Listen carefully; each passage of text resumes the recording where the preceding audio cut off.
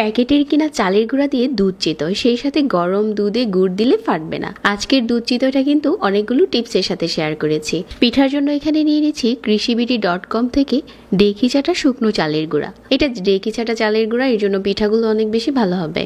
আমি এখানে 500 গ্রামের মতো চালের গুঁড়া নিয়েছি। তারপর এখানে দিয়ে দিচ্ছি 1 চা চামচ লবণ। প্রথমে অল্প অল্প করে পানি দিয়ে একটা গুলা বানিয়ে তারপর এটাতে আরো পর্যাপ্ত পানি দিয়ে গুলাটা বানিয়ে নিয়েছি। আর চুলায় হচ্ছে একটা মাটির তাওয়া বসিয়ে দিলাম। তাওয়াটা কিন্তু আগে থেকে অল্প আঁচে পুড়ে নিয়েছি। তাওয়াটা যখন খুব ভালো করে গরম হয়েছে, এখন এরকম মেজারমেন্ট কাপ দিয়ে পিঠাগুলো দিয়ে দিচ্ছি যাতে সবগুলো পিঠা একই সাইজ হয়। আর ঢাকনা দিয়ে ঢেকে দিচ্ছি কিছুক্ষণের জন্য। কিছুক্ষণ পরেই দেখা যাবে যে পিঠাটা ফুলতে শুরু করেছে।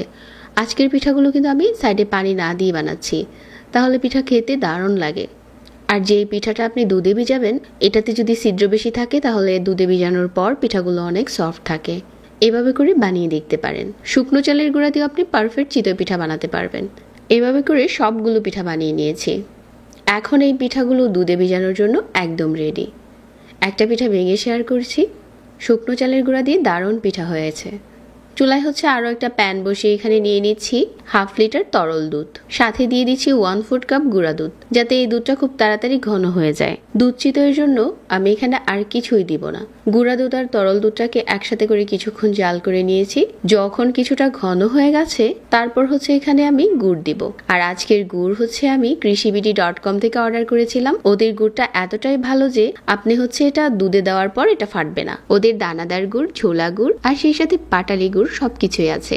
এই ভিডিওর কমেন্ট বক্সে লিংক দেওয়া থাকবে, চাইলে ঝটপট অর্ডার করে ফেলতে পারবেন। সবগুলো গুড়ই আমার কাছে দারুণ লেগেছে। দুধে গুড়টা দেওয়ার পরে দুধ কিন্তু ফেটে যায়নি। এভাবে করে দুধটা বেশ কিছুক্ষণ জাল করে নিয়েছি।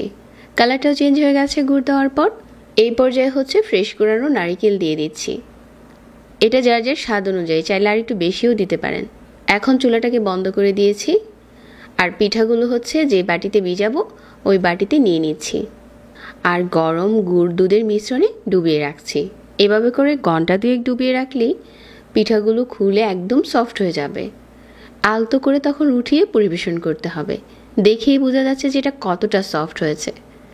আপনি প্যাকেটের কিনা শুকনো চালের গুঁড়া দিয়ে এরকম ঝটপট পিঠা বানাতে পারেন। আর ওদের কিন্তু পেজে আপনি চাইলে ডেকি চাটা চালের গুঁড়াটাও অর্ডার দিয়ে দিতে পারেন। আজকের রেসিপি ভালো লাগলে পেজ ফলো করতে ভুলবেন না। সবাইকে ধন্যবাদ জানিয়ে এখানে বিদায় নিচ্ছি। আল্লাহ হাফেজ।